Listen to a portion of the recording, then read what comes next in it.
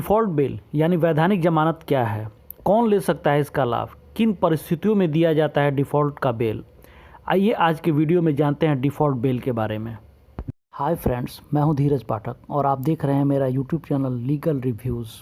मेरा वीडियो अच्छा लगे तो लाइक और शेयर कर दीजिएगा। अगर मेरे चैनल पर नए हैं तो सब्सक्राइब करना नहीं भूलिएगा ताकि और भी अच्छे वीडियो आप तक पहुँच सके।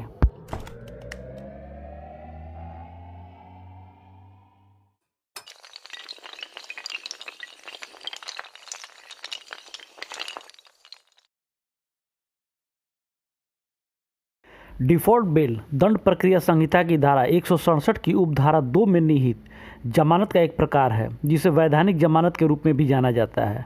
डिफ़ॉल्ट बेल तब प्राप्त होता है जब पुलिस न्यायिक हिरासत में लिए गए किसी आरोपी के संबंध में लगाए गए आरोपों के संबंध में एक निर्दिष्ट समयावधि के अंदर अनुसंधान पूरी करने में विफल रहती है। सीआरपीसी की धारा 167 सब क्लॉज 2 के अंतर्गत डिफ़ॉल्ट बेल का अधिकार न केवल एक वैधानिक अधिकार है बल्कि अनुच्छेद 21 के अंतर्गत कानून द्वारा स्थापित प्रक्रिया का हिस्सा भी है।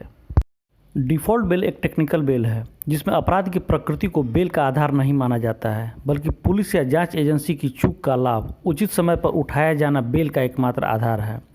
न्यायिक हिरासत में लिए गए आरोपी के संबंध में पुलिस या जांच एजेंसी को एक निर्धारित अवधि में जांच रिपोर्ट या चार्जशीट न्यायालय में दाखिल करना होता है, जिसके लिए विभिन्न मामलों में अलग अलग समय सीमा निर्धारित है। यदि पुलिस या जांच एजेंसी निर्धारित समय सीमा के अंदर न्यायालय में चार्जशीट दाखिल नहीं कर पाती है तब यह पुलिस या जांच एजेंसी की चूक मानी जाती है। इस प्रकार के मामलों में चार्जशीट दाखिल करने के निर्धारित समय सीमा के बाद यदि चार्जशीट दाखिल नहीं होता है तब और पुलिस द्वारा चार्जशीट दाखिल करने के पहले के बीच की अवधि में यदि आरोपी न्यायालय में जमानत का आवेदन दाखिल करता है तब डिफ़ॉल्ट यानी वैधानिक जमानत का आधार बनता है और न्यायालय द्वारा अपराध की प्रकृति पर विचार किए बिना केवल पुलिस की चूक के आधार पर जमानत मंजूर किया जाता है। जिन आपराधिक मामलों में पुलिस के लिए 24 घंटे में जांच पूरी करना संभव नहीं है वहां पुलिस आरोपी को न्यायालय में पेश करती है और पुलिस न्यायालय से न्यायिक हिरासत के लिए आदेश मांगती है। अपराध की रिपोर्ट दर्ज होने या हिरासत में लिए जाने के बाद पुलिस द्वारा अनुसंधान का कार्य किया जाता है जिसमें घटनास्थल का निरीक्षण, सूचक का पुनः बयान, साक्षियों का साक्ष्य के साथ साथ अपराध के विभिन्न पहलुओं की जांच की जाती है और इसे एक अनुसंधान डायरी में दर्ज किया जाता है जिसे केस डायरी कहते हैं। सीआरपीसी की धारा 173 के अंतर्गत पुलिस अधिकारी किसी अपराध की आवश्यक जांच पूरी करने के बाद अंतिम रिपोर्ट दर्ज करने के लिए बाध्य है। इस रिपोर्ट को चार्जशीट कहा जाता है। विभिन्न मामलों में अपराध की प्रकृति के अनुसार अंतिम रिपोर्ट या चार्जशीट दाखिल करने हेतु अलग अलग समय सीमा निर्धारित की गई है। सामान्यतः अधिकांश अपराधों के लिए पुलिस के पास जांच पूरी करने एवं न्यायालय में अंतिम रिपोर्ट चार्जशीट दाखिल करने हेतु 60 दिनों का समय होता है। वैसे मामले जिसमें 10 साल से कम की सज़ा निर्धारित है, चार्जशीट दाखिल करने हेतु 60 दिनों की समय सीमा निर्धारित की गई है।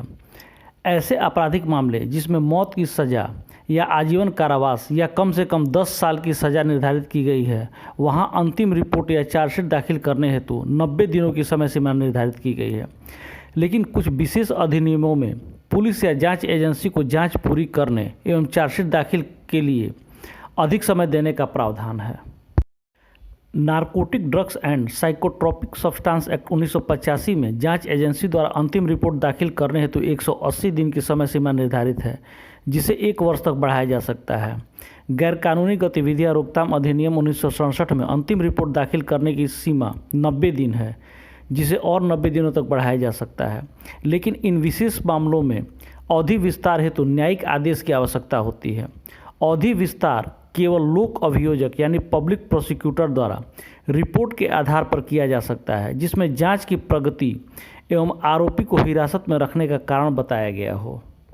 इस प्रकार हम लोग जाने कि डिफ़ॉल्ट का बेल एक मेरिट का बेल न होकर पुलिस या जांच एजेंसी की चूक का परिणाम है। न्यायिक हिरासत में लिए जाने के बाद अंतिम रिपोर्ट या चार्जशीट दाखिल करने हेतु निर्धारित 60 या 90 दिन या विशेष मामलों में निर्धारित अलग अलग अवधि में यदि पुलिस या जांच एजेंसी चार्जशीट दाखिल नहीं कर पाती है तब चार्जशीट दाखिल करने हेतु निर्धारित अवधि के बाद और ऐसे मामलों में चार्जशीट दाखिल होने से पूर्व यदि आरोपी न्यायालय में जमानत का आवेदन देता है और जमानत देने के लिए तैयार होता है तब न्यायालय उस व्यक्ति को जमानत पर छोड़ देगा। अगले वीडियो में कुछ और रोचक और ज्ञानवर्धक बातें लेकर आऊँगा। आप मेरे चैनल से जुड़े रहिए और मेरा सपोर्ट करते रहिए।